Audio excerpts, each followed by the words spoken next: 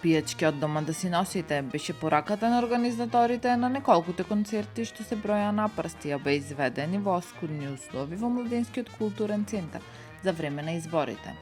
Центарот изминативе месеци често беше празен, обвиткан во мрак, без шанк, без разновидна и алтернативна културна програма за младите, бидејќи го буреше со персонал откако новиот директор Арбен Бени Шакири им ги прекина договорите на 30 хонорарци, што се уште влие врз идното планирање на содржината и воопшто функционирањето на Младинскиот културен центар, пишува Радио МОВ. Изборите поминаа, а на хонорарците не им се продолжени договорите и не се вратени на работа. Планетариумот се уште не работат и бифето, детскиот креативен центар, џебното кино, апотека за плучи и сувенири, а сите тие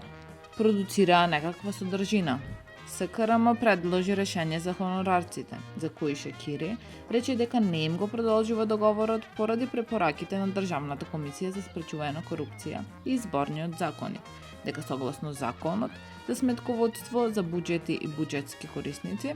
установата има право да врши исплата од сопствени приходи и во изборен циклус.